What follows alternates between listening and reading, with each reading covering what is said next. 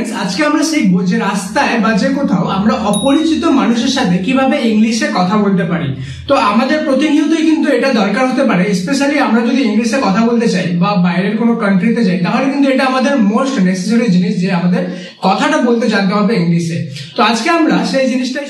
আর students, ভিডিওতে আগে যাওয়ার আগে বলে দিই, আগের দিনের কমেন্ট অফ দ্য ডে হলো সৌম্যজিৎ দাস এবং রিম্পা দাস, যাদের নাম তোমরা স্ক্রিনে দেখতে পাচ্ছ। তো তোমরাও কমেন্ট অফ দ্য ডে হতে পারো। তোমাদের মধ্যে থেকে যে কোনো কমেন্টকে আমি র্যান্ডমলি সিলেক্ট করি এবং কমেন্ট অফ দ্য ডে হিসাবে শো করি। তোমাদেরকে যে কোশ্চেন গুলো করা হবে বা তোমাদেরকে যে কমেন্ট করতে বলা হবে, তোমরা কমেন্ট করে দাও। এটা কিন্তু টোটালি ফ্রি, তাহলে তোমরাও কিন্তু হতে পারো কমেন্ট অফ দ্য। সবার প্রথমে কোনো স্ট্রেঞ্জারের কাছে গেলে তুমি তো তার নাম জানো না, তাই না? তো সবার প্রথম যখন তার নাম জানো না, তাকে কিভাবে ডাকবে? তখন তুমি তাকে বলবে হ্যালো এক্সকিউজ মি। কি বলবে? হ্যালো এক্সকিউজ মি, মানে আমার দিকে একটু ধ্যান দেন। এবারে মনে করো তোমার একটু ফোনের দরকার, তোমার ফোনে ব্যাটারি ডেড হয়ে গেছে, শেষ হয়ে গেছে। তো এবার তুমি তার কাছে কি যাবে? ফোন যাবে, ধরো কাউকে কল করার জন্য। তখন তুমি তাকে বলতে পারো could you give me your phone please. Could you give me your phone please, মানে তুমি কি তোমার ফোনটা আমাকে দিতে পারবে, বা আপনি কি আপনার ফোনটা আমাকে দিতে পারবেন, ঠিক আছে? এবার যদি লোকটা ভালো হয়ে থাকে তো হয়তো সাধারণত দিয়ে দিই। তখন তোমাকে আজ জিজ্ঞেস করতে পারে যে what's happen to your phone, মানে তোমার ফোনের কি হয়েছে, what's happen to your phone, ঠিক আছে? তখন তুমি বলতে পারো my phone battery is dead, my phone battery is dead. Okay, মানে আমার ফোনের ব্যাটারি শেষ হয়ে গেছে। Okay, I need to talk with someone. Okay, I need to talk with someone, এভাবে বলতে পারো। এবার মনে করো তুমি কোথাও যাচ্ছ, তোমার বোতলে বা ব্যাগের মধ্যে বোতলে জল নেই। এবার তোমাকে জলের দরকার, ঠিক আছে? তার কাছে আছে জল। তো এবার তুমি বলতে পারো could you give your bottle please, বা could you give your water bottle please. হ্যাঁ, সবসময় প্লিজ শব্দটা কেন যোগ করবে? কারণ কি অপরিচিত মানুষ, তার সামনে তুমি অর্ডার দিয়ে কথা বলবে না, সবসময় রিকোয়েস্ট দিয়ে, রেসপেক্ট দিয়ে কথা বলবে, তাই না? পোলাইটলি। মনে করো তুমি কোনো দোকানে গেলে বা কোনো রেস্টুরেন্টে গেলে, তখন হয়তো তুমি বলতে চাচ্ছ যে আমাকে এক গ্লাস জল দিবেন। তখন তুমি বলতে পারো could you give me a glass of water please, could you give me a glass of water please. এবার দেখো প্রত্যেকটা কোশ্চেনে কিন্তু আমি একটা জিনিস ইউজ করছি, কুড ইউ। তো তোমরা যদি এই কুড ইউ শব্দটা ভালোভাবে মনে রাখো, তাহলে কিন্তু তোমরা অনেক রকম কোশ্চেন নিজে নিজে বিল্ড করতে পারবে, ঠিক আছে? তো এবার দেখে নিই নেক্সট কোশ্চেনে। এবার মনে করো তুমি কোনো স্ট্রেঞ্জার পিপলকে, মানে অপরিচিত লোককে কোনো অ্যাড্রেস জিজ্ঞেস করছো। তুমি তার পাশে গেলে, গিয়ে প্রথমে কি বলবে? Hello excuse me. এবার তাকে বলবে do you know this address.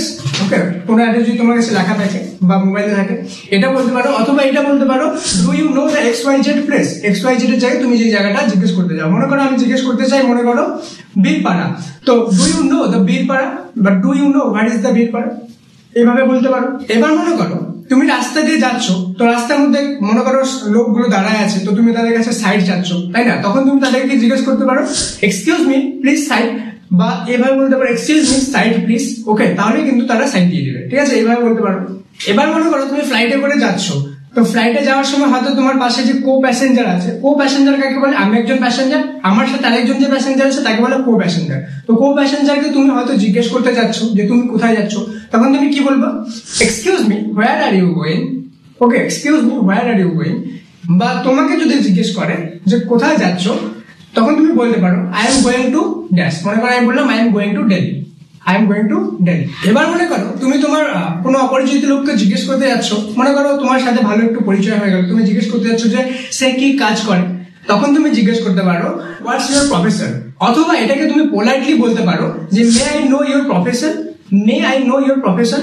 এবার এখানে একটা জিনিস লক্ষ্য করো যে আমি কিন্তু বলতে পারতাম can I know your profession, আমি কি জানতে পারি। ক্যান মানে পারা, মে মানেও পারা। কিন্তু ক্যান শব্দটা তখন বোঝানো হয় যখন নর্মালি আমি কোনো ফ্রেন্ডদের সাথে কথা বলছি, বা যখন কাউকে আমি রেসপেক্ট শো করতে চাই, তখন তার ক্ষেত্রে আমি ক্যানটা না ইউজ করে মেটা ইউজ করবো। কি বলবো? May I know your profession.